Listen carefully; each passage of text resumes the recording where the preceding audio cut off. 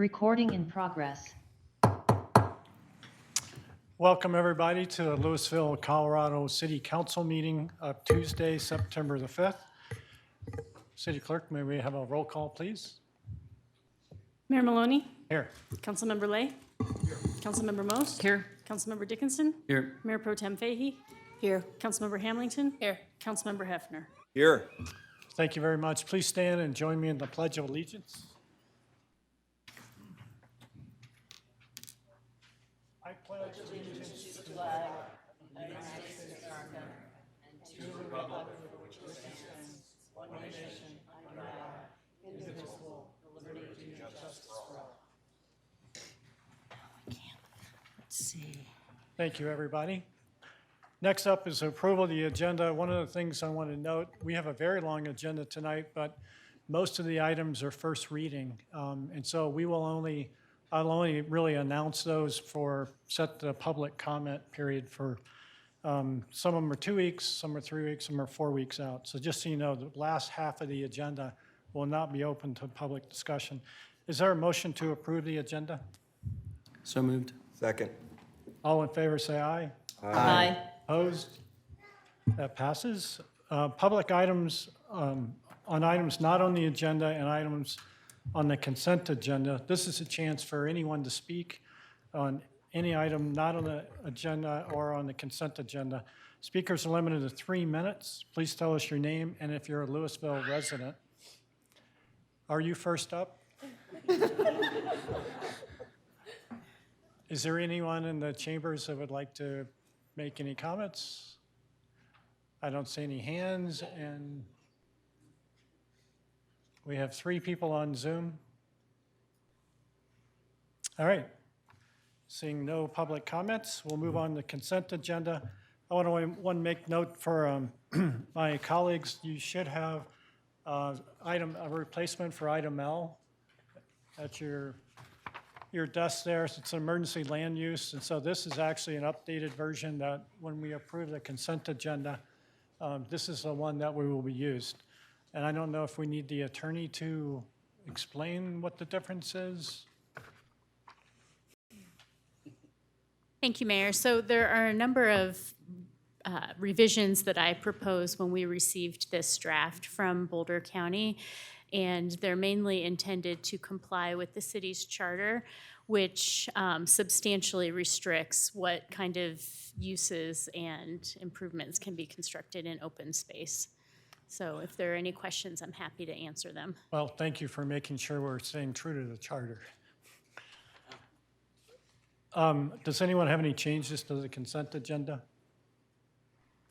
Is there a motion to approve the consent agenda? So moved. Second. All in favor, say aye. Aye. Opposed? All right. Next is council informational comments on pertinent items. Do any council members have any pertinent items not on the agenda that they would like to report? Councilor Lay? Yes, I got a call earlier today from Community Food Share, and I don't think we often talk about specific nonprofits from the dais because there's not a reason to. I thought it was worth making an exception today because I was absolutely floored by what I what I heard, which is that they, and I presume others around the state, are seeing record highs. I asked them for some information, formal information. Seeing record highs in families and individuals served over the past few months. June set a record for the highest number of unique individuals and households served in a 1-month period, topping any other month throughout Community Food Share's 40-plus years of serving the community. Serving an estimated 5,723 individuals, 49% increase year over year, 2,158 households, which is a 42% increase year over year. The record set in June beat the previous record set just a month before. A major reason for the uptick in the need is the reduction on benefits from governmental assistance programs such as the Supplemental Nutrition Assistance Program, SNAP. And families are receiving an average of $360 less in aid for food purchase assistance than they were before the cutback. That change took place in March, so what they have said is that that's going to continue, and they think probably just increase. So I think it's important that we recognize that. They're an important nonprofit that operates out in the tech center, or excuse me, Colorado Tech Center, and supplies Boulder County and Broomfield, a lot of different programs and so forth. And a lot of this is really invisible to many of us. But if you are at all interested, they gave me a website address, which is communityfoodshare, all one word, .org, communityfoodshare.org. Thanks. Thank you. Councilor Most. Interestingly enough, somewhat consistent with what Chris is talking about. I don't know if you've noticed, but I certainly noticed that homeowners and auto insurance are going through the roof. In fact, I saw an article in the New York Times about this, that Colorado is one of the worst hit areas. I've been shopping around, and I got a couple of screens when I did so saying, sorry, we don't insure people in Colorado anymore because of wildfire.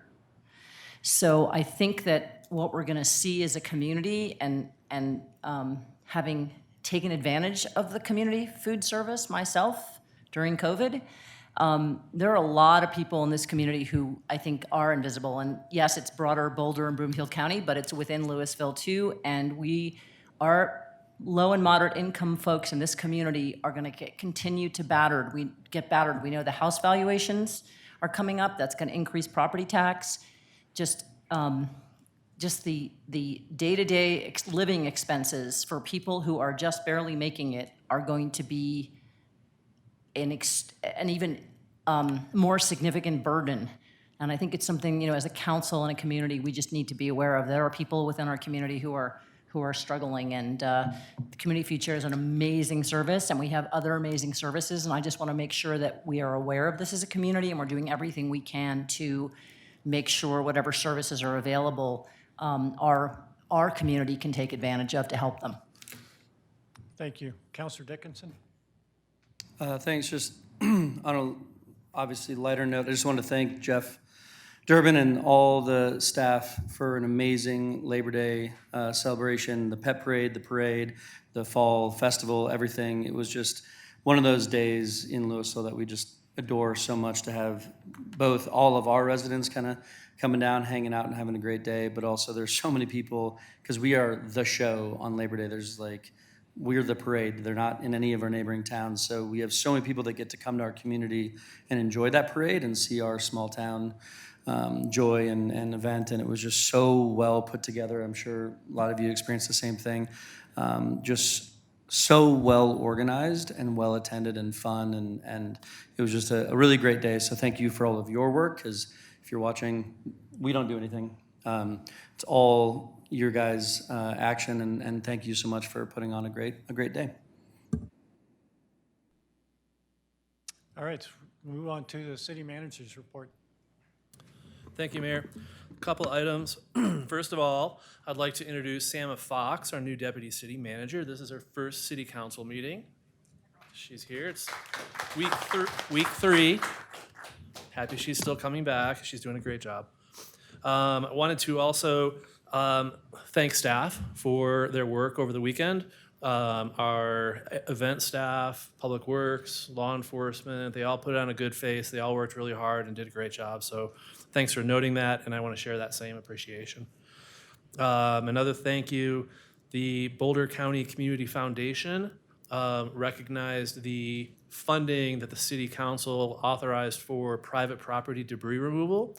And with the help of Boulder County, they have contributed about $600,000 to the city to help us offset those private property costs that the city paid. So a big thank you to them, and that's great news for us as we talk about our budget tonight. And last of all, I want to thank and acknowledge, well, first of all, when we had our fire, we received support from so many other cities. I can't even tell you.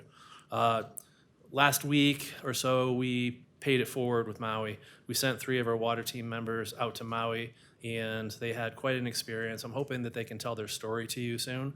It was quite an experience. Really proud of them and their work, and thank you to them and for all of your support through that. That's it. Thank you. Thank you, City Manager. Next, we'll move on to regular business. First item up is ordinance number 1856, Series 2023, an emergency ordinance for extending the city's 3/8% sales tax for park and open space purposes, and for additional 10-year period, imposing an additional 1/8 of 1/10% of sales and use tax for open space purposes as provided herein, and providing for the submission of the ballot question to a vote of the registered electors at a regular election to be held on November 7th, 2023. This is the first and final reading, and including the public hearing. I just want to make note, this is a fix of what we passed before, because the use tax portion is a continuing tax, whereas the sales tax portion is something we have to vote on every 10 years. So we just needed to correct some language that was in there. So this is all we're really doing tonight with this particular item. So does staff have any, city manager, did you want to say anything about this? All right, well, we'll go straight to public comment then. So this is the first, since this is an ordinance, it's the first round of public comments. Anybody in the chambers? Anybody on Zoom? Okay, seeing none. Council questions, discussion? I think I know what you're all thinking. We'll go to the second round of public comment. Sherry Summer?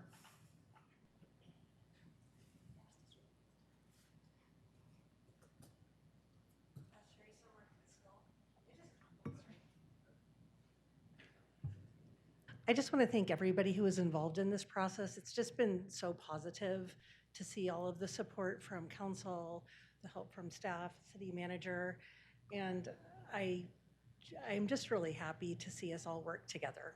Thank you so much. Thank you. Anyone else? All right, seeing none. So I'm going to make one comment before anybody makes a motion. It was really a sharp-eyed constituent in town that noticed this. And I was a little surprised when it was pointed out to me, and then staff reacted for us to be able to do it as quickly as we needed to, because this needed to be done this week. So with that, does anybody want to make a motion? I'll Councilor make a Mills? motion, yes. Okay, so I will make a motion that we pass ordinance number 1856, Series 2023, an emergency ordinance for extending the city's 3/8 of 1% sales tax for parks and open space purposes for an additional 10-year period, imposing an additional 1/8 of 1% sales and use tax for open space purposes as provided herein, and providing for the submission of the ballot question to a vote of the registered electors. Is there a second? Second. Any discussion? Okay, we'll close the public hearing and take a roll call vote, please. Councilmember Lay, Yes. Councilmember Hefner, Yes. Mayor Maloney, Yes. Mayor Pro Tem Fahey, Yes. Councilmember Most, Yes. Councilmember Dickinson, Yes. Councilmember Hamilton. Yes. Thank you very much. Passes 7-0. Next up is Louisville Heights replat B and landmarking 301 Spruce Street. So we will take up both resolutions at the same time. Resolution number 51, Series 2023, a resolution approving a landmark designation for historical residential property located at 301 Spruce Street.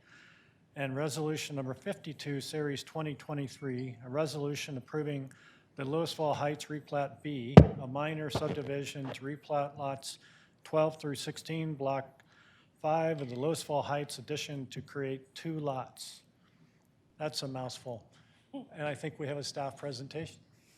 Yes, we do. Thank you very much, Mayor and council members. Okay, so I'll start with the landmark.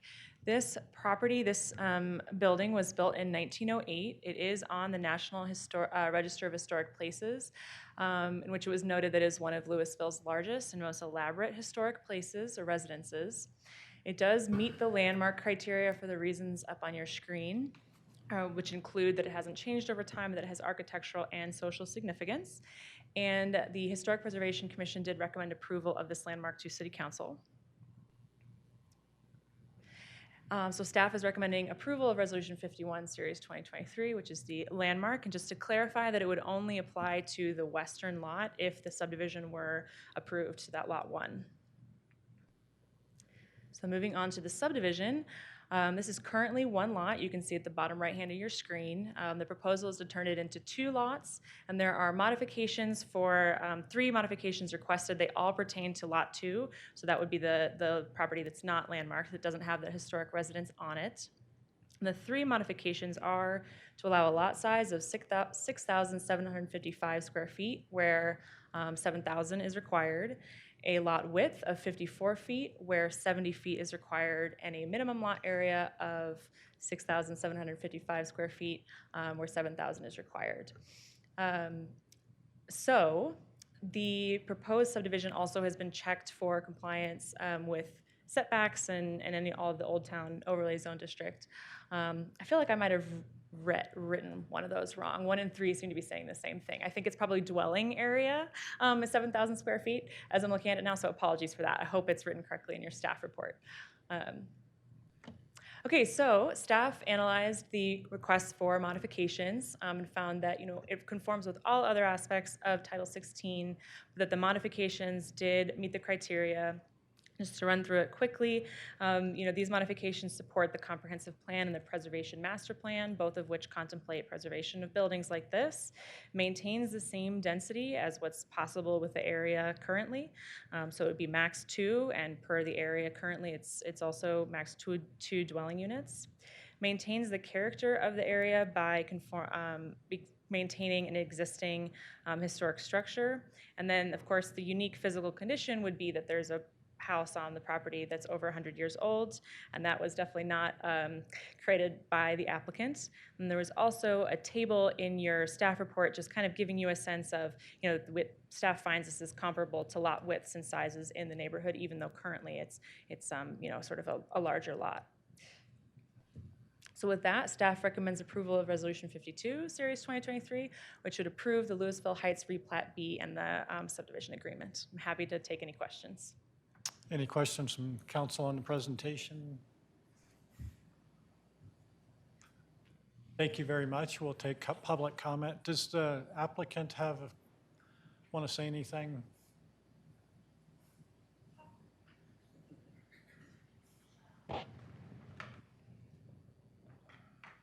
We should make it easier for you to get up here. I moved the chairs. I'm Susanna Pels, and I inherited the house from my mother. She got it in 2010. It's a beautiful home, and our plans with the subdividing is to try to have 2 lots eventually to pass on to our children so it could stay in the family. And we've been in Louisville since 1985, and we live on Grant Avenue, and we'd like to downsize, so our goal is to put a smaller dwelling there for retirement and to be able to stay in Louisville, because we like Louisville. And that's about all I have to say. All right, well, thank you for presenting to us. Okay, thank you. All right, so we will move on to public comments. I'm used to having cards. I don't have any cards today. Anybody on Zoom have public comment? All right, Councilor Dickinson and Either way, that's great. Yeah, I support this. I cannot believe that home is not landmarked. So I love that I walk by that house all the time. So I'm very excited to have that home landmarked and protected, and being able to utilize that enormous lot that you have.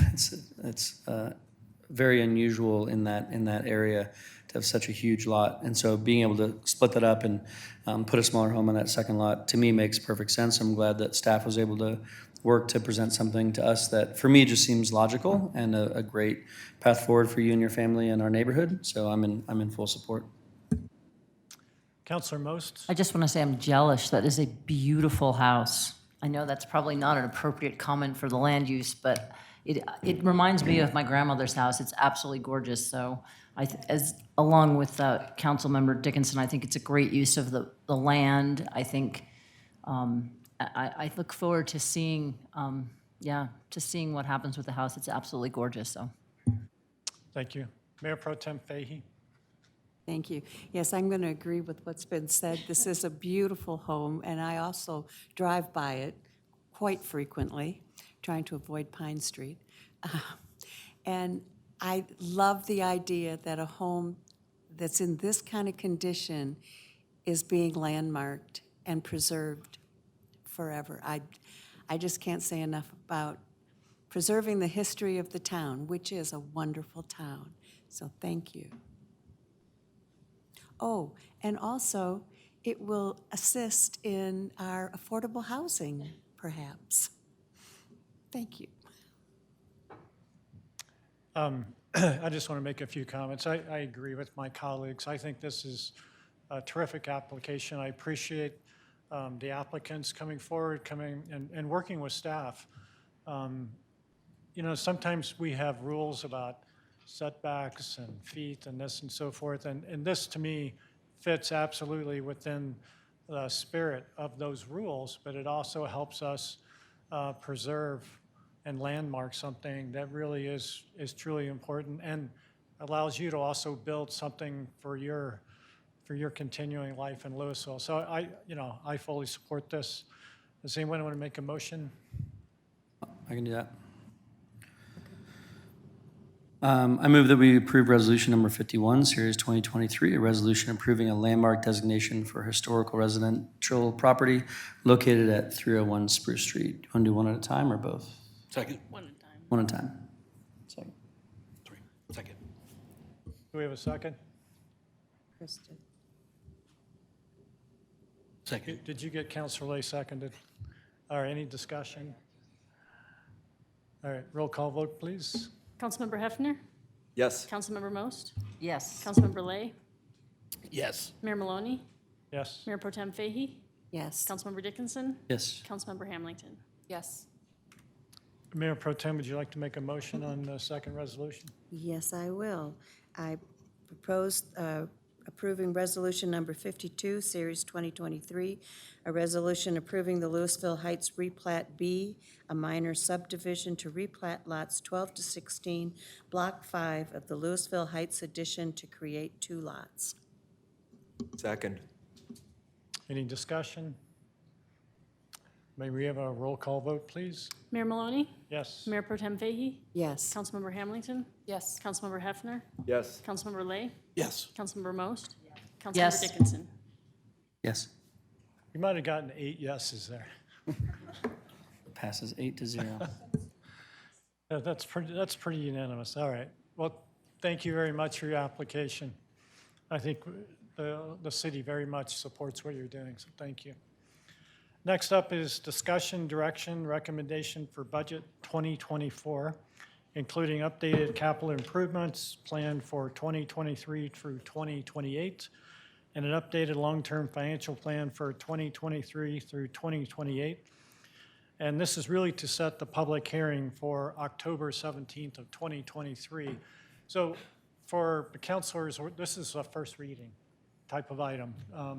If you have some, high-level questions, that's good, but this is really setting the public hearing. We are going to dig deep into this next week, look under the hood and understand more. So with that, I'll hand it over to the director for a presentation. Good evening. Thank you, City Council members, for allowing me the opportunity to present the city's 2024 recommended budget. Before I begin, I'd like to acknowledge the work of the people that have assisted in its development. This is a large undertaking. Without the input of each of the department heads and their staff, this document could not have been prepared. A special thank you to the Human Resources Department who assisted with the salary and benefits projection. That's a big one too. I'd also like to thank finance staff Kim Baker, Julie Glazer, Diane Krieger, and Jordan Gotsky for their significant contributions to this document. If I could do this. Today's agenda is as follows. We'll begin with an introduction and next steps. I'll turn it over to City Manager Jeff Durbin for citywide fiscal priorities and issues, City Manager's recommended enhancements. Then I'll dive into the citywide budget, fund financial forecasts, and a CIP update summary. A reminder that while the City Council adopted the 23-24 biennial budget on November 15th, 2022, only the 2023 portion of the biennial budget was legally adopted and appropriated. The comprehensive 23-24 biennial operating capital budget was published on January 23rd. The 2024 budget and attachments are only meant to supplement this previously published document. Here's where we are and here's where we're going. We last met on July 18th, the budget retreat at the library. Today, you'll receive the City Manager's recommended budget presentation. Next Tuesday, we'll be holding a budget special hearing. Tuesday, October 17th, final budget presentation with adoption on Monday, November the 6th. And with that, I'll turn it over to City Manager Jeff Durbin.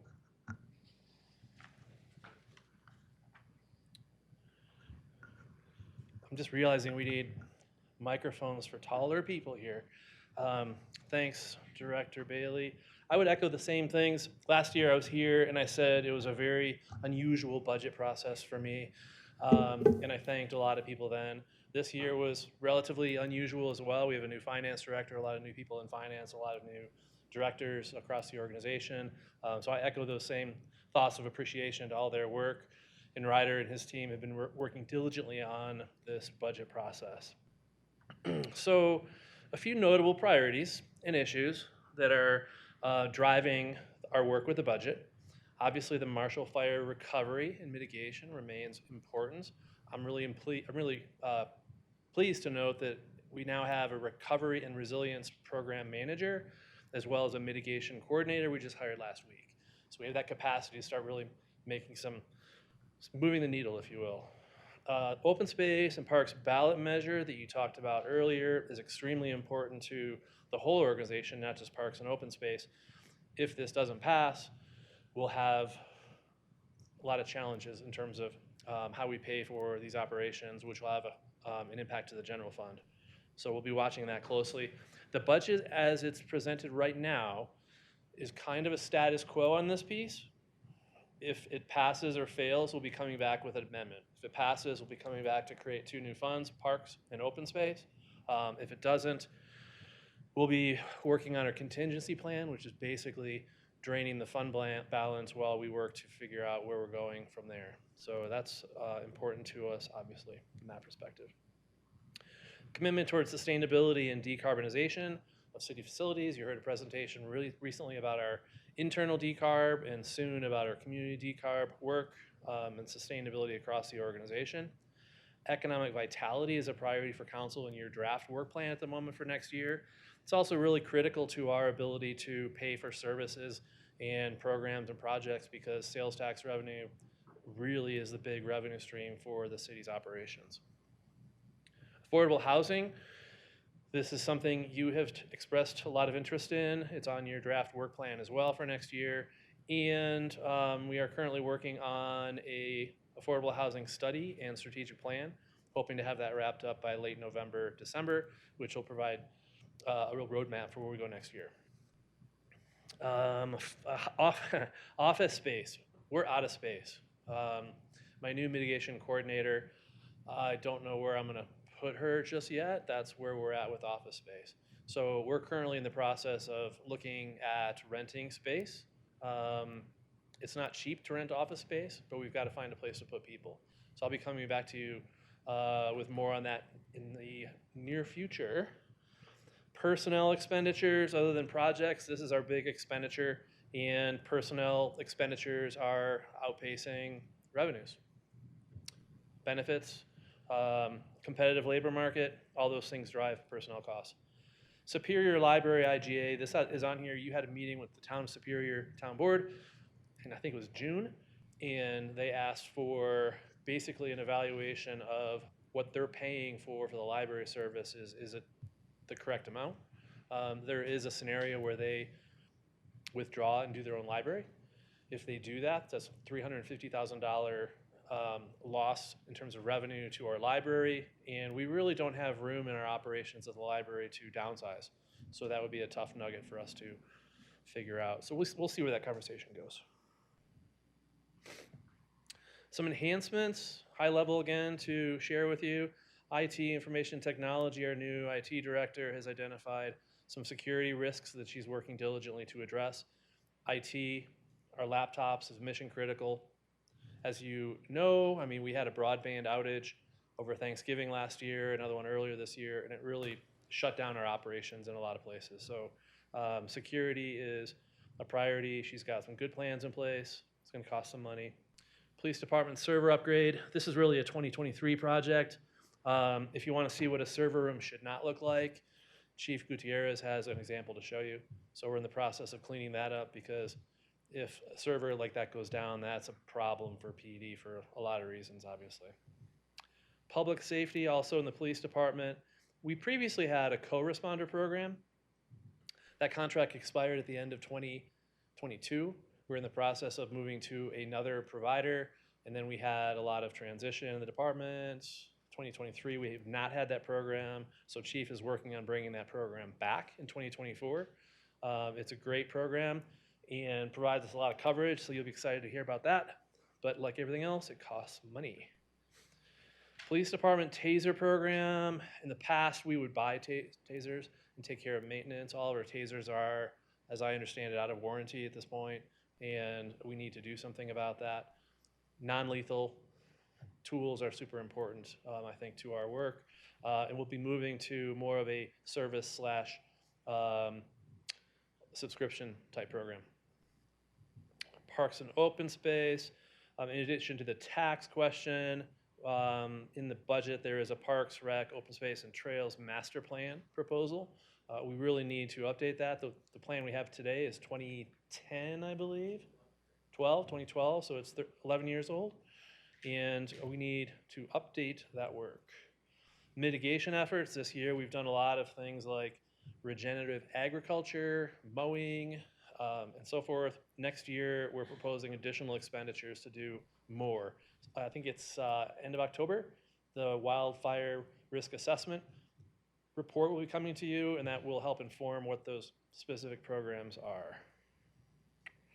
Community development, this is another really big project, the comp plan and ultimate land development code rewrite.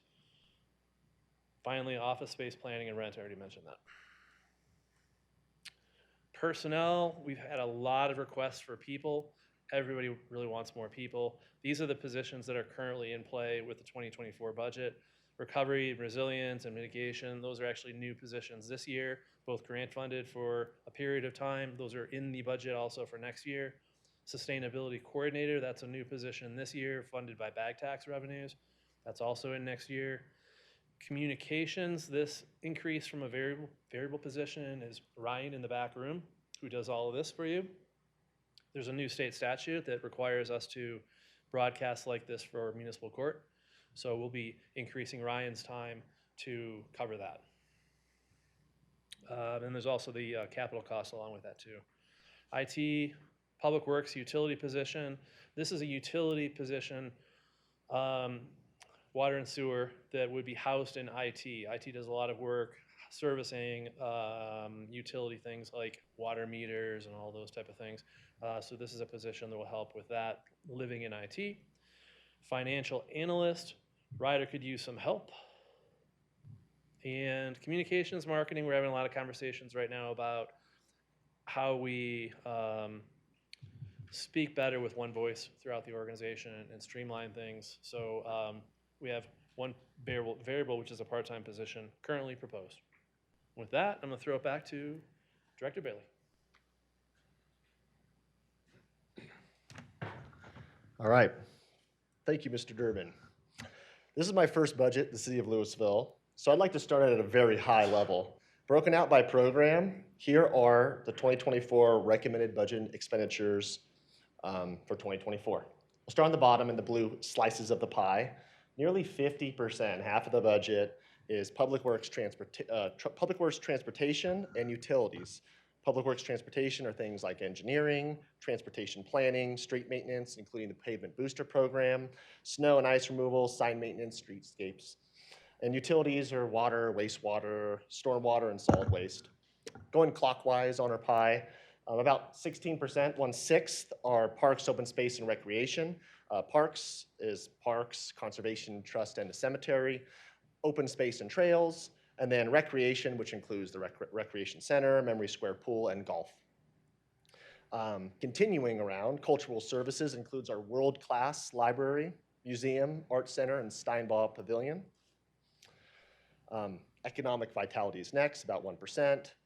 Non-programmatic, about 9%. These are items such as interfund transfers, insurance, debt service payments. Admin and support's about 12%. This is our city manager's office, city council, communications team, clerk, finance, HR, IT, sustainability. Community design is the community development department. 9% public safety and justice. This is our court, code enforcement, and police department. And that is our expenditures and the recommended budget at a high level glance. Our cities are one of our most valuable assets, but also a significant expenditure category. From adopted 2023 to recommended 2024. So adopted 2023 is here, I'm on the white line, to recommended 2024. There's an increase of approximately 7 FTEs, from 284 FTEs to 291 FTEs. Total budgeted wages, full, variable, and overtime in 2024 are projected at $23.5 million. Projections in out years included approximate 4% growth. This gets you to 2028, about $27.3 million. For benefits, in 2024, we are expecting about 4.3% growth. It's the white line right here. From 2023, $6.2 million in total benefit costs, approximately 21% of total salaries and benefits. In future years, we're expecting 5 to 8% benefit growth in this expenditure category. Just want to note that 2023 spiked the current year about 20%. This is attributable to changes in how we do police retirement contributions and a budgeted 10% cost increase for healthcare, which actually came in a little bit lower. So this is budgeted, actual should be a little bit lower there. Property tax, mill levy, and temporary credit discussion. So I'm gonna spend a little bit of time on this slide here. The white line is the city's mill levy over time. The green bars are the total property tax revenue over time. In 2023, and as a reminder, that of the 96.236 mills levied against property in Louisville, only 7.934, or 8%, goes to the city, of which 5.184 goes for general city operations, and 2.75 mills are for the rec center debt payments. Approximately 90% of property taxes go to the following 3 entities: Boulder Valley School District, Boulder County, and Louisville Fire District. In 2024, assessed property values are increasing. To help offset this increase, the recommended budget includes a temporary 1-year credit reduction in the mill levy to offset this and to align with prior year property tax revenue projection growth, which was set at 7.5%. This is an estimated 1.192 mill levy reduction in the general levy, or about a 23% reduction. This would cost the city's general fund about $1.2 million in 2024. Should this temporary credit be made, a local taxpayer would see a reduction of about $70 in the median priced home in 2024 for the general mill levy.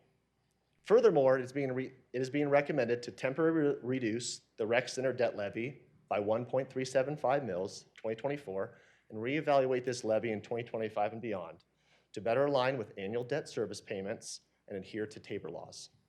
The rec center debt mill levy reduction would result in a taxpayer seeing a reduction of about $80 annually on a median priced home in 2024. So back to the chart, the dip in the white line and the green bar are a result of the items we just discussed. Looking forward, projections here assume the elimination of the temporary credit on the general mill levy and the restoring to 5.184, and an adjustment of the rec center debt levy to right size for future debt payments.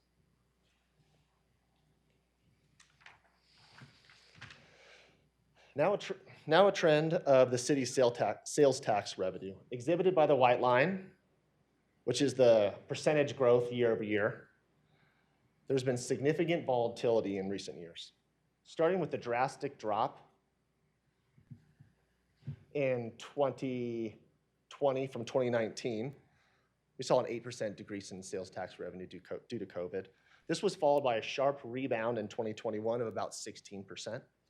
In 2022, we saw 9% growth.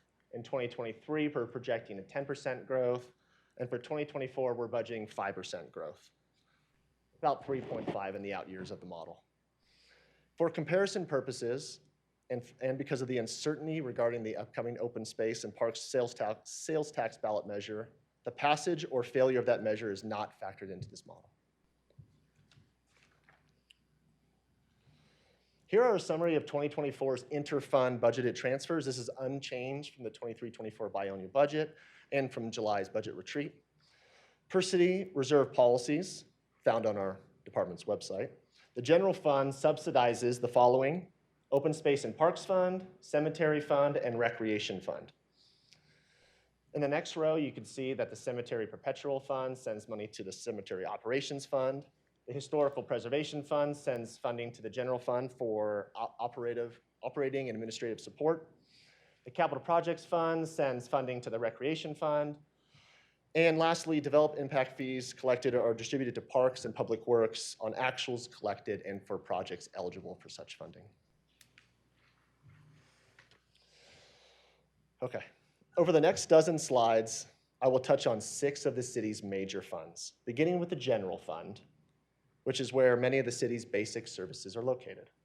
This chart includes 2021 actuals, 2022 actuals, 2023 amended budget, projection, and then 2024's recommended budget.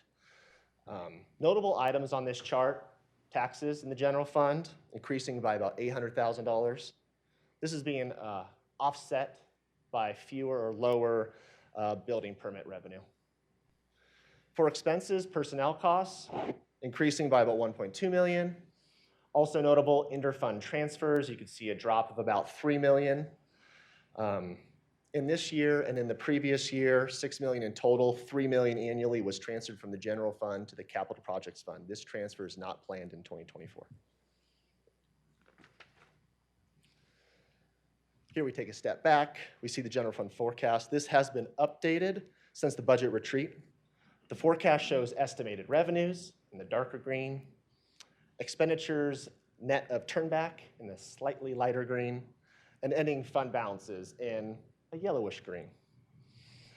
You'll note the dotted line dipping below the 25% operational target by the end of 25. This is 25% of your operating budget. And 2026 ending just below the 15% of operations, the minimum 15% reserve target. The two main drivers causing this are expenses outpacing revenue growth and the temporary mill levy credit shown here extending beyond 2024. This is the credit I mentioned just a few minutes ago. If this temporary mill levy credit is implemented only in 2024, this model would need to be revised and could be done by the next budget meeting. So again, if the mill levy temporary credits were eliminated in 2025, it would project to add $1.2 million annually from 2025 to 2028. So this green line here would be slightly higher. In turn, it would impact fund balances and impact reserve threshold levels.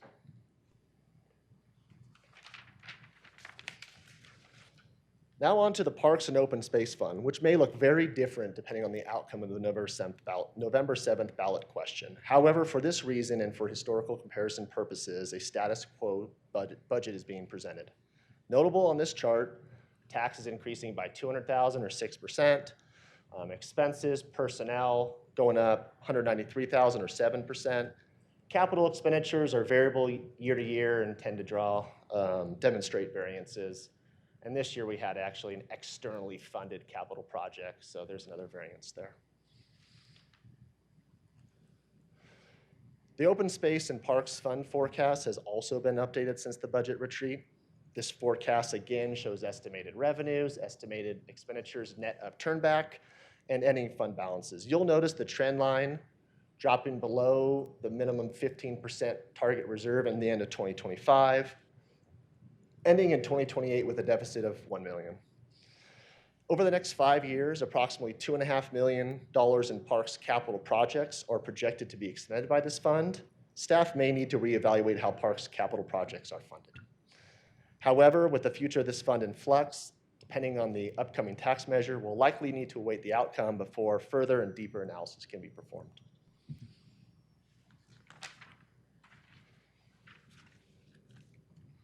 The Recreation Fund, which not only funds the operation of the recreation center, but also provides youth activities such as summer day camp, preschool, child watch, youth sports, aquatics, but also senior activities such as via ride services that provides rides to disabled and senior citizens, and acts as a senior meal site every day of the week, work week, Monday through Friday. There are also popular events like Touch a Truck held there. The Memory Square Pool is also part of this fund, with admission revenue falling into the fund. Of note here, taxes increasing by $76,000 or about 6%. Charges for services or fees increasing by $568,000 or 23%, largely driven by membership fee revenue attributable to growing membership demand. Miscellaneous revenue is expected to decline as there was a large capital expenditure, the roof replacement, funded by capital proceeds, which is miscellaneous revenue. Okay. Interfund transfers from the general fund and the capital fund mentioned previously grow by 3.5%. In 2024, there are about $1 million in capital projects planned, HVAC, track remediation, and equipment, making up the bulk to be funded by fund balance reserves.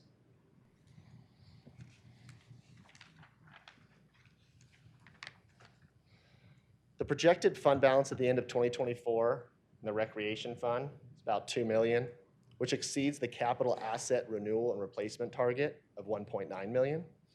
The projected Recreation Fund balance at the end of 2028 is $3.7 million. This is well above the minimum reserve target, but falls just shy, about 90% of the renewal and replacement target, this dotted line right here. Important to note, and mentioned earlier, the Recreation Fund does receive general fund and capital fund transfers to meet those goals.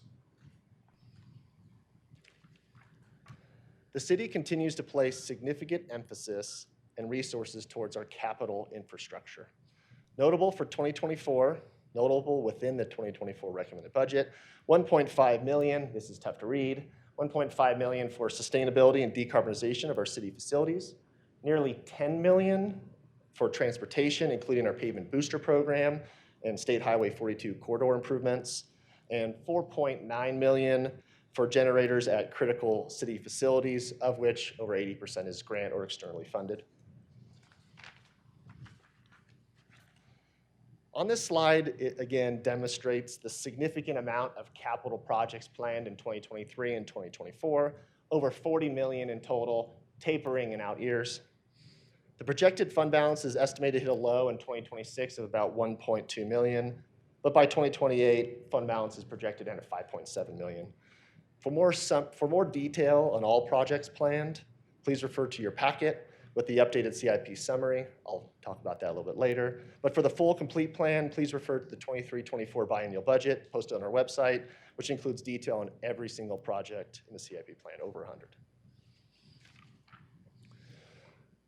Much like the capital fund, which we just discussed, the consolidated utility fund, comprised of water, wastewater, and sewer, have significant capital projects planned in 2023 and 2024, totaling over $32 million. That is responsible for driving down the fund balance, driving down the working capital over the next 2 years. This is better demonstrated on the following slide.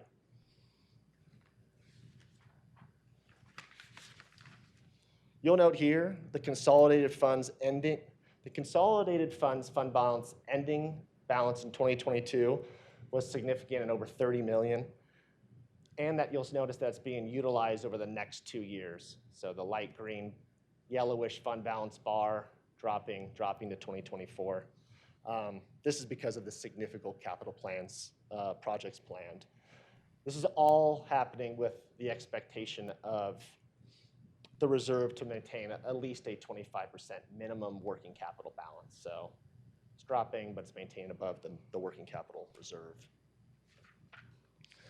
Golf course revenues continue to be strong with heavy utilization of the course and the driving range, while expenses are expected to remain relatively in line with 2022 actuals and 2023 budget.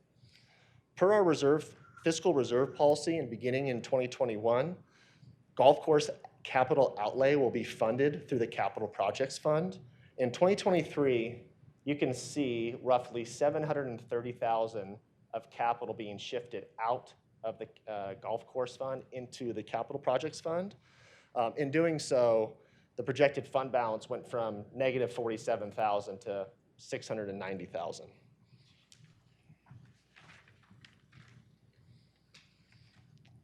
With the assistance of large capital outlays being subsidized and funded by the Capital Projects Fund, the golf course projected fund balance at the end of 2028 is expected to land at about $700,000, which is in compliance with the fund's reserve policy. Going forward, and in order to remain in compliance with the reserve policy, future capital projects may need to be funded by the Capital Projects Fund. The city manager is recommending the following CIP additions, enhancements to the 2024 budget and capital improvement plan. These projects were discussed at the budget retreat and are largely, all but two, funded through the capital fund. These projects are currently in the city manager's recommended budget and all the models presented today. In total, about $6 million in additional projects are being recommended to be added to the CIP plan. However, net of offsetting grant matches, only approximately $2 million of costs are being attributed to the fund. The complete list of capital projects are found as attachment 2 to your packet today. And with that, I would like to thank you for your attention and be happy to answer any questions you may have. Any questions for the director? Councilor Most? Yeah, can you just characterize the increase in salary? Do we know how much of, overall staff costs, basically, how much of that is attributable to the fact that salaries are going up, and how much of it is attributable to just growing our staff? I'm just trying to get a sense of what's really pushing that. Let's pull up that slide 9. I'll just hover over here. I'm trying to pull the percent increase on the fly from 24, projected 24 from 23. All full-time personnel are budgeted at 6% higher. Okay. So 6% on 280 positions is really what's driving, and not so much the new positions. I would add a handful, or the majority of the new positions do have offsetting funding. So I would say the 6% increase, and our benefit costs going up as well. But our HR director is a tough negotiator, and she's doing her best to keep those costs down as well. I had mentioned in my presentation 24% of salary, 24% of your salary and benefit costs are benefits. So where I came from, that's really low. And that includes every employee, public safety and regular. So. Okay. And then the other thing that obviously struck out to me was that I'm looking at the general fund and open space and parks and looking at that reserve disappearing, and wondering, is that something that we ought to be addressing in our conversations about the budget now? I assume that we'll be looking at that. Is that correct, Mayor? Or? Yes, I mean, that's the kind of thing we're going to be digging into next Tuesday. Okay, because So, obviously. yeah, we're going to roll up our sleeves and start asking the tough questions. Okay. And, honestly, the budget right now is not something that we can approve based upon our fiscal policies because it's out of balance. So we have a lot of work to do. So, Okay, those were my two questions, thanks. okay. Next up is Mayor Pro Tem Fahey, and then Councilor Lay. Thank you. I have a question. You said that there was a balance that would be going from the golf course into the general fund? Transfers Possible. made, Transfers, yes. essentially, there aren't transfers budgeted within the general fund to the golf fund, but large capital projects, large equipment is funded through the capital projects fund. So that is, it's not a transfer, but it's directing expenditures to that different fund instead of being out of the golf fund. Does that answer your Well, question? I'm just wondering because I know that there are some repairs that need to be done to the clubhouse and some dreams of a new clubhouse, and wondering why that money would get taken out of the golf fund and put into general fund. To be clear, it's, there's no money coming out of the golf fund anywhere else. The golf fund is basically balanced, revenues versus expenditures, about 2.5, 2.5. There isn't any money being directed out of the golf fund to another I fund. just want to, I think there was just a misstatement when you were doing that part of the presentation where you said it in the opposite direction. And so it took it from a negative balance to a positive balance, so it was a good thing for the golf fund. And just, I noticed it too, it's just, it's coming into the golf fund, not going out of the golf fund. Okay. There, thank you. Councilor Lay. Thanks. And thanks for updating this sobering, I guess I would say, and obviously sets the stage for our upcoming discussions. I had a question about the exclusion, the property tax revenue. And I just wanted you to go over, again, the rationale for that, because the property tax is progressive typically, and sales tax regressive, and we're excluding that. So there's at least technically some relief for property owners, but I wanted you to explain a little bit about that again, if you would. Sure thing. This was complicated, and it's on slide 11. We built the 23-24 budget projecting 7.5% growth in property tax revenue. So with assessed values growing at a much higher clip than that, we have a couple options. We could do nothing, leave the mill levy where it is, and what we'll see is our property tax revenue growing the same rate that property tax is, which is somewhere between 30 and 40%. It comes from Boulder County. I can't speak exactly to that. So if we did nothing, you'd arrive at a 30-40% growth. That's about the 1.2 million that's being left on the table in this recommended budget as it stands. So we backed into the 7.5 property tax projection from year 2 of the 2-year budget. The way you do that is just by pulling that lever down on the mill levy for the general obligation. So that was the rationale behind it, and that's still up for policy call. Yeah, and I'm not quarreling with any of these. These are more clarifications and frankly just sort of re-emphasizing what the reason. I mean, most of that revenue doesn't go to us, so cutting it or providing a credit is not something that is going to somehow hurt the city's position. I don't think too much. Another question is perhaps one for the city manager, which is that I noticed, again, on the sustainability coordinator, that I think is going from, is it part-time to full-time? I mean, or it's recognizing, the budget is recognizing a bump up? The sustainability coordinator position is new, middle of this year. It's a full-time, year-round position. So just pointing out that that's a new position that wasn't in the 2023 budget, and we're carrying it forward into 2024. And this is kind of, maybe it's reopening a previous discussion just a little bit, but I know that we're funding that through open space. We're funding it through the bag tax. And perhaps that's a good thing for this year, but our goal is for that bag tax revenue to be reduced overall. I mean, that means the tax is doing what it's supposed to do ultimately. But I know, we have to make assumptions about where that kind of tax revenue comes from. Is it prudent to base the funding for a particular provision or a particular position, which is important to us? I don't think anybody disagrees it's critical, on revenue that we really would like to drop down. Yeah, we've had a number of conversations about council's goals for the tax in terms of reducing the use of disposable bags. We understand that. The projections that we have are that while plastic bags will be essentially banned at the beginning of next year, paper bags won't.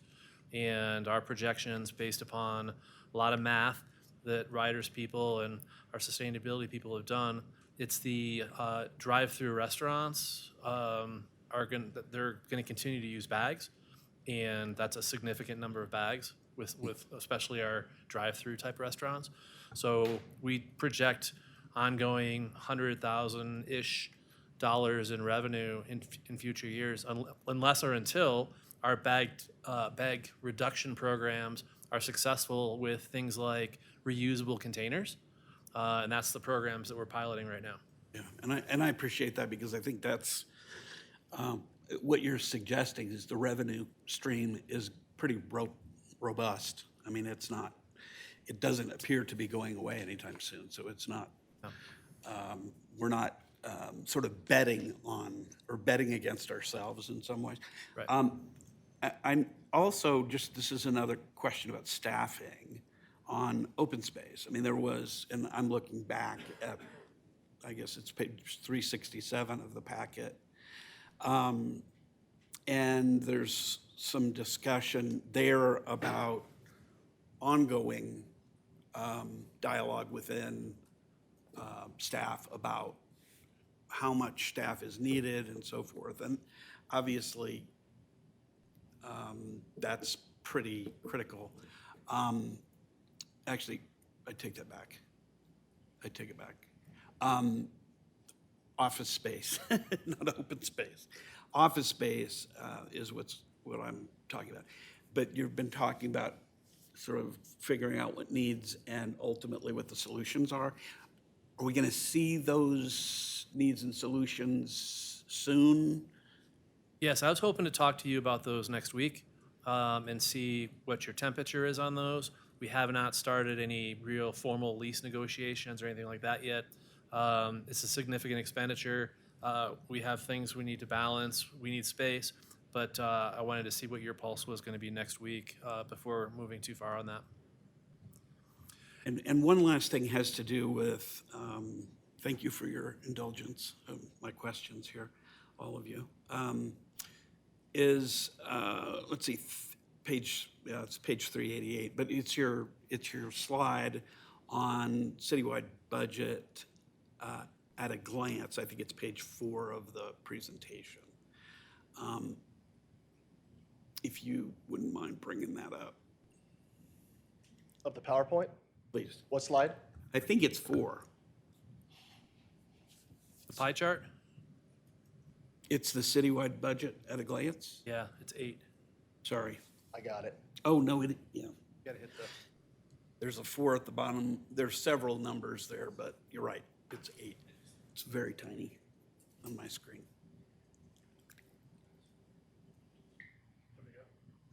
There we go.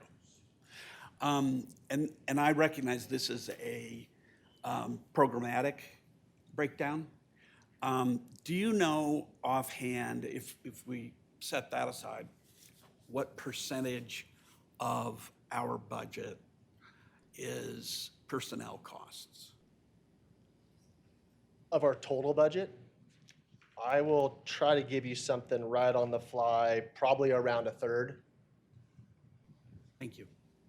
I mean, that's a big thing, and it's important because I think, I'm not sure whether you misspoke, but I'll just mention what I would say is the human resources that we have are extraordinarily important to how we function. And we are very fortunate to have who we have. And so that's an expenditure that's pretty critical. And I appreciate your saying the answer to that. Thanks. I might answer the question you started asking about open space and people. There are positions requested in open space that we have on hold pending the outcome of the ballot question. There's a lot of work to be done there, but we don't want to get ahead of ourselves. Right. Councilor Hefner? Thank you, and thanks for the presentation. I just have a couple questions. First, I think you said this, Director Bailey, but let me just make sure. You're going to come back to us with a sort of what-if analysis on the property tax, assuming we didn't do any mill levy change? Great. And then are we going to see the same thing on open space? I think it would be helpful to see, at least rough numbers if the ballot measure passes and if it doesn't pass. I know you've sort of picked a middle ground between those two, but seeing the actual possibilities would be helpful, at least to me. Thirdly, I share obviously the concern and maybe a little bit of alarm at the deficit projected by 28, which isn't all that far off. And I would certainly, and I'm sure you're planning on this, welcome hearing your suggestions and staff suggestions on where we can trim some to create a budget that meets our fiscal policies, because that's where we're obviously headed. Thank you. Councilor Hamilton? Yeah, thank you. I look forward to the discussion next week and diving deeper into these slides and charts. Two things that would be helpful for me to aid in that discussion I wanted to bring up in advance. One is concerning the mill levy and the information regarding, I think you said like 90% of it actually goes to other municipalities, resources outside of Louisville. Is there any information regarding any work on that group that holds the 90% and if they're going to give any sort of temporary reductions? Looking at the impact per household of what our reduction would give, and then looking at our long-term financial goals, that information would be helpful to have when weighing our decision. The second piece of information that I think would be helpful is, again, regarding the staff and looking at the future as far as wages and benefits goes. I think what would be helpful for me, and I know we've done a little bit of this for some staff members and FTEs within the city, is reiterating, or if already done, or if not, bringing information regarding if our wages are competitive and our benefits package is competitive. I think it's really important that we have that information when we're looking at how much of this pie chart is due to costs of staff, which is very, very important. Losing staff is really expensive as well. So I want to make sure those packages are holistic and that we're planning for that. So that information would be helpful. I don't know who would own that part, but just some general ideas on that. Those statistics would be helpful for me. Thank you. I'm just going to comment on your first thing, asking about the Boulder Valley schools, the county, and so forth. I'm actually in contact with the superintendent of BVSD to understand that. I think they're looking at something more like we've been proposing 5 to 7%. And the county is, by state statute, limited to 5.5% increase. So that's why this, we're talking about 1.2 million. If we increase property taxes by 40%, that takes me back. I think that our citizens believe it should be based upon real numbers, inflation, or something along those lines. So that's my perspective. Councilor Dickinson. Thank you. Yeah, this right here, I think council gave pretty clear direction. Oh. Yeah, that one that we were just on was perfect. I think council gave pretty clear direction that, we didn't want to apply this like 40% property value increase to our mill levy. We're keeping our mill levy the same, and the green bar would just absolutely shoot up in 2024. But I just want to, for next week and looking at different possibilities, I certainly assumed it would be at least as high as it was 2 years ago. I wasn't trying to have the nominal impact be a lower property tax income than in the past during a 40% valuation increase. I was hoping we would see like a 7% increase instead of 40, and to see a dip isn't what I was picturing if I were to draw it.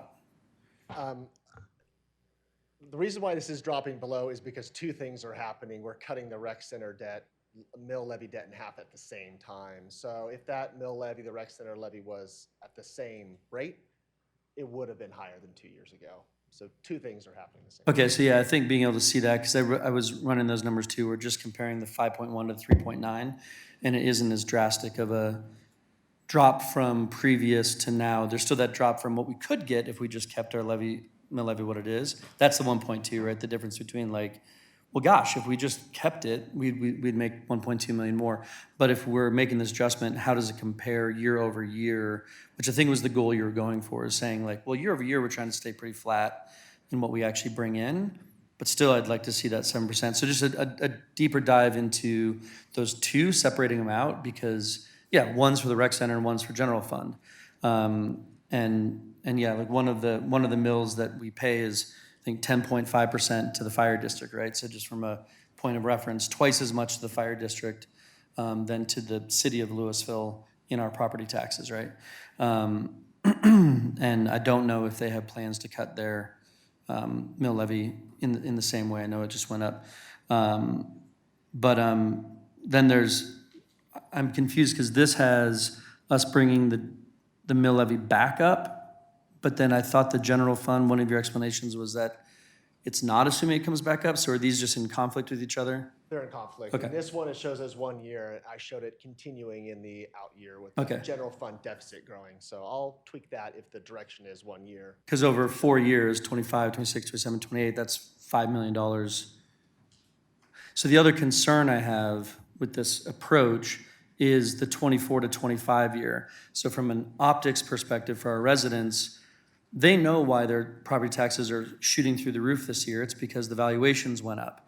So then the next year in 2025, like, wait, why are they shooting up? Oh, because we're choosing to charge you more. We're making a choice next year to stop doing that, or the following year to stop doing that credit. And you see this jump from 24 to 25 that's really substantial. That's the biggest jump. Well, I guess there's one other year. Yeah, I'm looking. Yeah, that jump right there is just remarkable. Which way are we going? So again, I would like to think about what our options are next week on smoothing this line so that there isn't such an extreme jump from 24 to 25. That's kind of all of our doing when we make that correction. This is just something every time we talk budget, I'm still annoyed with our sales tax growth rate just dipping to a historic low of 3.5% year over year. Like that's not one of the, I just don't get the 3.5. And that has a huge impact on our general fund, is to say, we're just gonna project over a 5-year period that we really just stall out and everything doesn't follow historic trends. COVID, forget about COVID, but just historic trends, we don't grow at 3.5%. And so I think if that number were 5 or 7, it would really drastically change our general fund balance over time. And then one thing that you can dive in deeper next week, the rec fund target balance. I've just never understood this, that it is going up so much year over year. I get the idea that we're trying to get a big balance for renewal and replacement. But again, renewal and replacement should be happening sort of every year. And so you would think that this would be we're not trying to get this huge fund to then replace it all at one time. And anyone can answer this question. I don't understand why we're building a reserve and replacement fund that's so high year after year after year? Shouldn't this taper off at some point and be like, well, we're spending it, we are replacing, we are renewing, so it tapers at some point, right? That is correct. I mean, you look at next year, it's dropping about 700,000 for the HVAC system. And if you were to look out, this is only 5 years out, but if you were to Right. look even further out, you'd see Starts to, some dips, you'd see it grow and some dips. okay. So, Well, maybe just give me a better sense of the longer term, because what I see right there with the dotted white line isn't tapering. And so is that truly our target? Because that's just headed up in a 45-degree angle. So may I? So I think it might be good to bring the renewal and replacement schedule. One of the things that's on there is the building. And so that is a 20 to 40-year asset. So you're not going to be spending that in these years. Got it. But that is part of that formula, the, To actually replace the building, not just the things inside. well, not rebuild the building, but to maintain the building. Certain things are going to, like the gymnasium floor will have to be redone, those kind of things. Those are in there, but they're farther out than this schedule is showing. That's an example of where this, I agree with you. If you just look at this chart, you would go, well, it's going to just keep going up forever. Yeah. But there's huge capital expenses in the out years. The same is true with the utilities. I was about to, yeah. Where We finally see the utility. right. I mean, falling. but the utility, if you looked at it like 3 or 4 years ago, it had a similar kind of trajectory, but the utility guys actually have a 10-year plan. And so now those things are coming to fruition. So I think when we have those kind of things, Director Ryder, it'd probably be good if we can project out farther. I don't want you to do the whole 30, 40 years on this one, but that probably should be a footnote of some kind, because I would agree if that's all you looked at. Great. Do we have a policy to stop the transfer to the open space fund if the new tax goes through? Or is that perpetual regardless of the tax going through? I don't know if there's a trigger. The current financial policies around the transfers will need to be amended because we will have 2 different funds. Short term at least, open space looks like it'll be at a pretty good location. The Parks Fund is going to need some help from the general fund short term. So we haven't rolled our sleeves all the way up on that just yet, but that's something we've got a lot of work to do on. Okay. Is any of this still kind of, we figured this out a couple weeks ago, but like in the trends here, are we still sort of ignoring potential grant funding for some of these bigger ticket items, or are they kind of in there to mitigate some of the costs? Because like, oh, a $600,000 thing, but we're going to get $600,000. But the revenue's not in there because it's a grant that we've applied for. We're assuming expense without assuming revenue. Are there examples maybe of revenue we're not assuming? no. No? Dang it. Okay, that's too bad. And then last one is turn back. We have a lot right now, and so just, is this assuming sort of that we're going to be able to spend, like I know we have a lot of turn back money available to spend this year, and so this assumes that we will spend every penny so turnback is actually supposed to come to us, right? But the money that's been allocated for projects that has not been completed yet is inflating our general fund today, but we're going to spend it all when we complete those projects. And that has no bearing on any of this, right?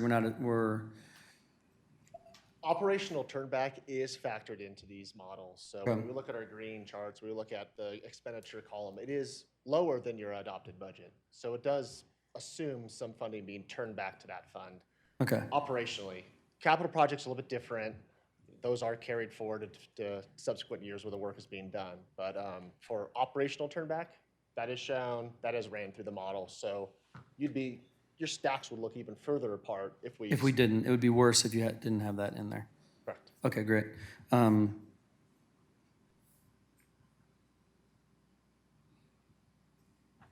done. Thank you. Okay, everybody's spoken except for me.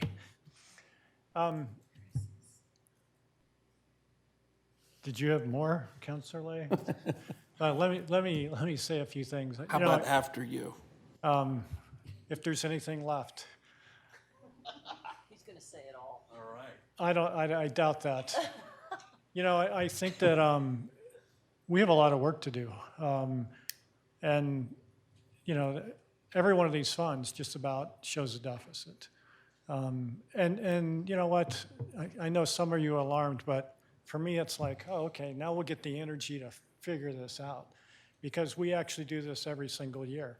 We start off with projecting to spend more than we're going to take in. And so we have to work on both the expenditure and the revenue sides. We have to make some decisions. Should the out years for sales tax be higher? You know, it's a philosophical discussion. At what point do we level that off? That's my question. Should it be more than 3.5? Probably.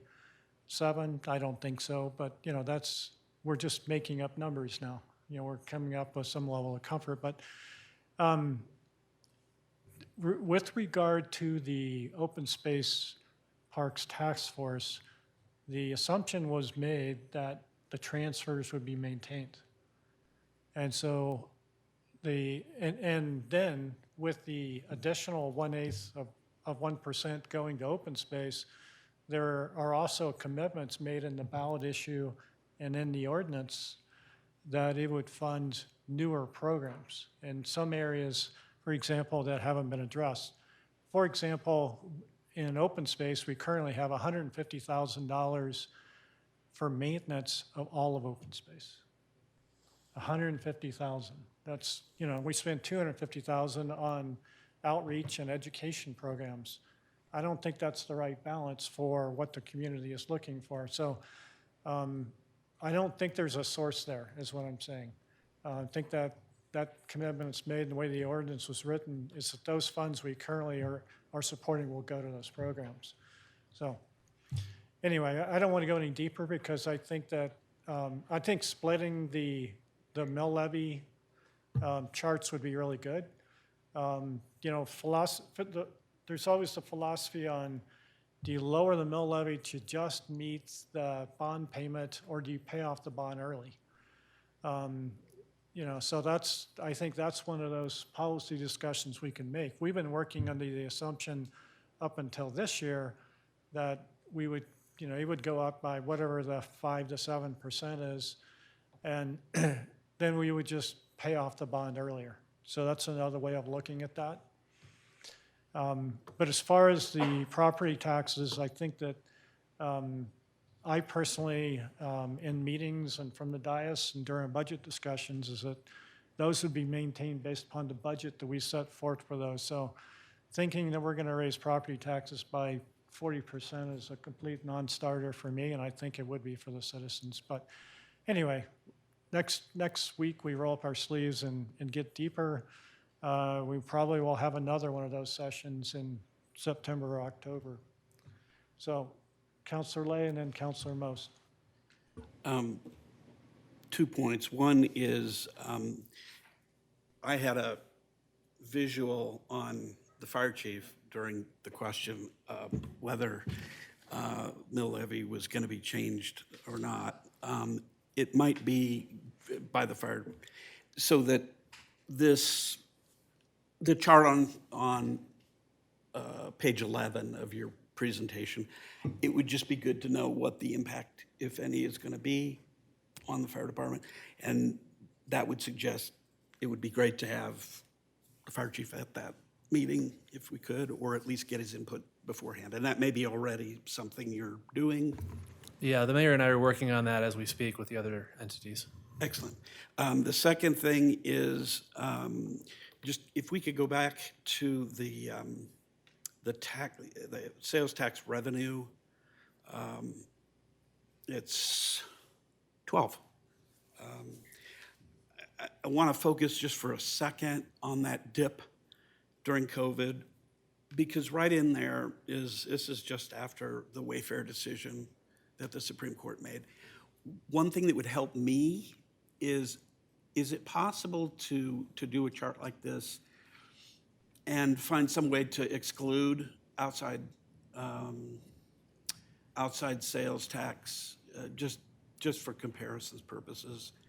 And frankly, if others are not interested in that, just to send me an email about that. But I'm interested in the volatility of it and to what extent we are relying on that, because I think it's a question of how long that tail is gonna last, whether it's gonna be stable over time. Thanks. Counselor Most? I really appreciate your comments, Mayor, and I just want to say that no one likes to raise taxes, right? And I think we're all, as homeowners in this community, as renters, whatever, we're all being impacted. I just want us, to, again, to be thinking about the fact that folks in our community that are on the lower and moderate income side are getting hit, not just by this, but as I mentioned earlier, by increased homeowners insurance, which translates into increased rent, by increased auto insurance, by all these other expenses going up, even food expenses. So I think it's so important for us when we're thinking about our community. You know, I know some of these tax amounts seem like small amounts of money, but there are people in our community for whom $100 here, $100 there, that's a lot of money. That makes a difference. And I really want to make sure we're keeping that in mind as we're going through this process and thinking about ways that we can, you know, make sure that we're meeting the needs of everybody in our community. So just wanted to make that comment. Thanks. Thank you. Counselor Hefner? Yeah, thanks. Maybe this is just a semantic point, but I want to be clear that we're talking about cutting taxes versus not cutting taxes. And in fact, we are asking for a tax increase this year in the form of a sales tax, which to Councilman Lay's point is a regressive form of tax. And so we're asking to maybe cut a progressive form of tax, while at the same time we're asking for permission to increase a regressive tax. And I just think we should all be careful about how we talk about it. Nobody is talking about a property tax increase, we're talking about a property tax cut. I don't think I agree with that perspective. We actually are talking about increasing the property tax, but by a lower amount than we'd be using if we use just the assessed values. So we would be discounting the mills on a calculation that's using increased values. So I think, correct me if I'm wrong, you're talking about a 7.5% increase in property taxes. So we're In the assessed values. no, the assessed values are roughly 30 to 40%, somewhere in the neighborhood. But we're looking at the actual property tax revenue are going up by 7.5%. It will be a revenue increase, but a decrease in the applicable ultimate assessed rate. No, what we're decreasing is the amount, the calculation of mills. Which is, I mean, it's like saying we're doing a sales tax at 7.5%, let's just imagine, right? If you buy $100 worth of stuff, you pay $7.50. If you buy $200 worth of stuff, you pay twice that. That doesn't mean the rate has changed, right? The rate has remained the same. But property tax is based upon assessed values. And the assessed values have gone up, so the amount we're going to collect if we do nothing will also go up. Let's just make an assumption, assessed values go up by 30%. If we do nothing based upon our mills, the property tax will go up by 30%. Yeah. So what we're talking about doing is having a credit mill so that the property tax only goes up by 7.5%, not 30%. Yeah, that's a tax, well, you know, maybe we should have a private conversation, but to me, that's a tax cut. And I think to most people, right, if you make more, say you have a flat income tax, right, if you make more money in a given year, you pay more in income tax, but it doesn't necessarily mean your rate has changed. So we're in this conundrum of arguing progressive and regressive analysis here, so. But You can talk privately. But we are talking about an increasing property taxes by 7.5%. That's the net. All right, Chief, do you want to say something? Yeah, just real quick. Could you come up to the podium?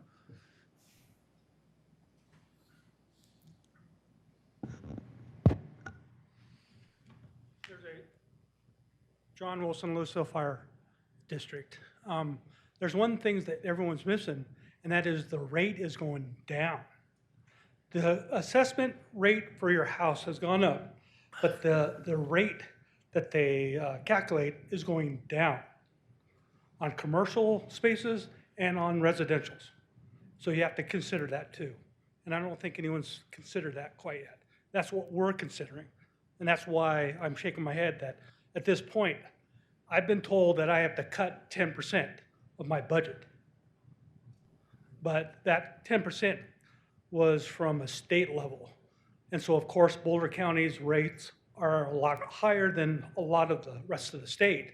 But the commercial rate and the residential rate are going down, depending on proposition HH and some other stuff. So that's, yeah, so those are things that you have to consider too. Right, So- right.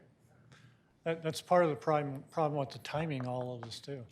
All right, we need to take public comment. So Sherry Summer.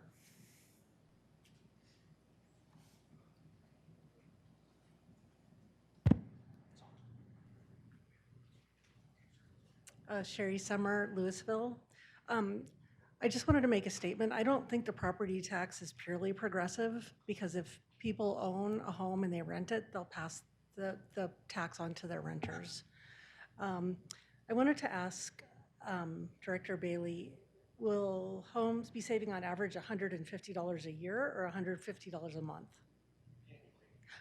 So. Okay, so that's about $12. You What's can that? you can make comments. Oh, but I can't ask questions. I'm Right, sorry, it so just wasn't it's- clear to me. I'm All sorry, right. because that makes a big difference. That's about $12.50 a month per household per month that people will be saving if we do the mill levy reduction and the rec center bond reevaluation. And to me, I kind of wonder, I understand like no one wants to raise taxes, and percentage-wise, it looks very terrible to say 40% is a huge increase, but I really wonder the real value that people will get from a $12.50 reduction on their property, on their taxes per month. And the cost to the city is quite real, because that's $1.2 million for the mill levy reduction and $800,000 from the rec center bond reevaluation, and that's pretty serious money, especially if we're thinking that the open space tax could possibly not pass. So I'd just like to think about that with the timing and just the amount.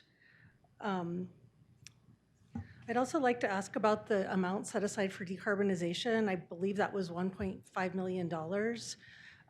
During the discussions we have, I believe that we will need about $51 million to have enough to make the program go forward. The end savings will be $4 to $14 million, but we'll need quite a lot of money. So I'm just wondering how the $1.5 million is planned to move the decarbonization plan forward, and what the timing will be on the passage of that. Also I wanted to mention, if the rec center bond is at a really low interest rate because it was taken out some time ago, it doesn't make sense to me to pay that off quickly. I also wonder how the rec center reserve fund will affect the decarbonization plan, if there's any overlap, and if any of that reserve will go toward decarbonization. Thank you. Thank you. Anyone else? Anyone on Zoom?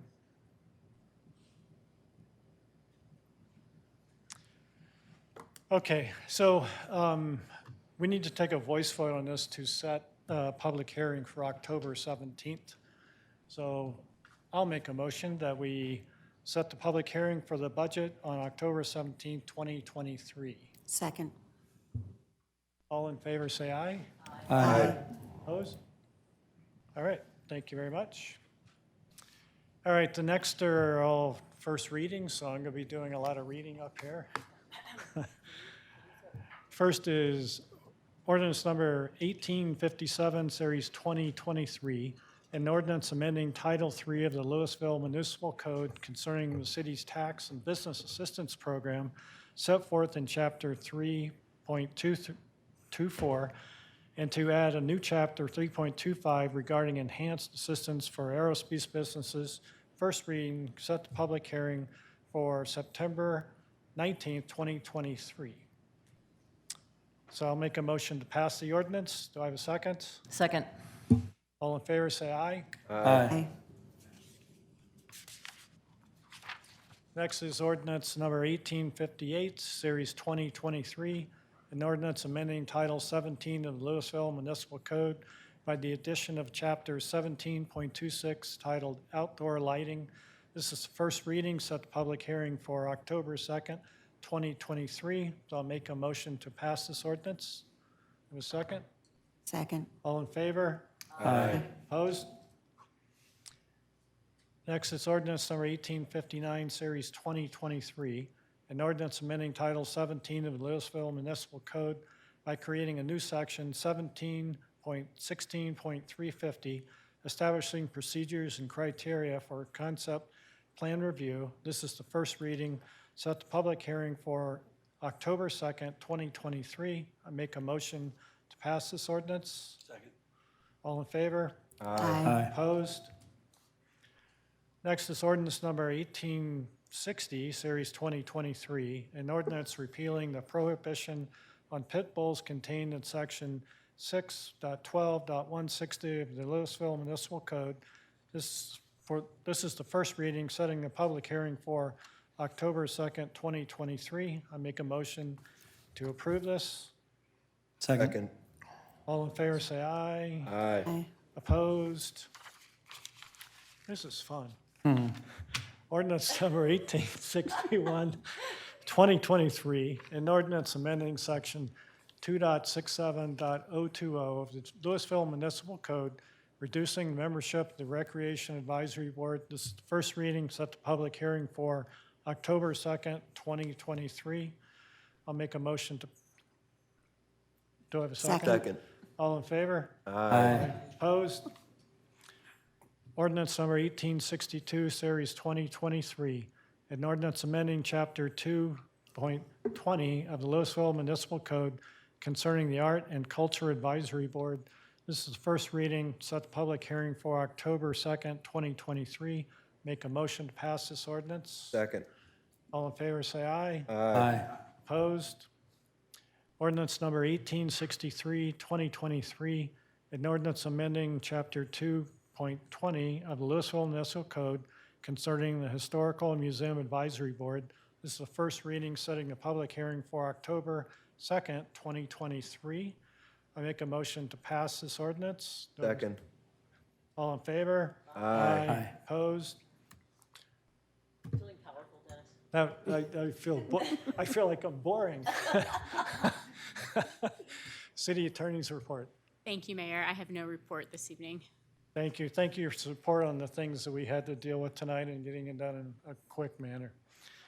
Next is council comments, committee reports, and identification of future agenda items. Mayor Pro Tem Fahey. I just wanted to make note that I've gotten several comments from the public in thanks of the new no right turn on red light at Via Appia and South Boulder Road. So thank you very much for installing that. Councilor Most? Yeah, I just wanted to, I guess, make a comment about, or perhaps this is a future agenda item specifically to, because we have talked about this before, about addressing use tax waivers for fire victims who did not, whose homes were not destroyed. I know we've kind of talked about this, it's bounced around, but there are people in our community, I'm hearing from them, that are really concerned about whether or not we're going to take action on this for those who are dealing with mitigation. And just wanted to raise that issue and make sure that we are addressing it, because people are feeling really stressed about that. The other thing that I have a comment about, I'm assuming this isn't a future agenda item, is a concern, I should say, that there is ballot language being developed for the, or language for the Blue Book in support of the, at least for the pro side of the use tax, open space use tax, that is being developed. Is that something the city does? Is that something an outside organization does? That is not something the city does. Okay. That will come to us by anyone in the Okay, so anyone. community who wants to put Okay. forward pro or con statements. So, okay, and do we have any mechanism for communicating that? I do know some residents I know are aware of the Okay. deadline and what is required, but Okay, the deadline to submit those to me is the 22nd of September. Of September, okay, so there's time. Okay, thank you, that's all. Counselor Hamilton? Thank you. I was hoping the directors would still be in the room, but maybe they'll watch afterwards, some of them. But I wanted to make note of how much I enjoy the upgrades to the exterior of the library, the new art. Oh, yeah. The seating that's out there, I know, she's gone. And it makes my heart so happy to see kids walk up to that art, engage in it, to see families sitting outside with their books, sitting there during the farmer's market, enjoying the shade. So I think that was a fantastic project. And the library, to me, it's the heart and soul of the community. You engage with your library from birth through adulthood. And I hear from so many members outside of the Louisville community that our library is excellent. And so I wanted to acknowledge that beautiful work tonight. I've been meaning to do it for a while, but take this opportunity to say thank you, and it is much appreciated. I will pass that along with a note that if you had been here still, you would have heard it yourself. You could give them the time of the recording, too. Thank you for that comment. Any other comments? We're adjourned.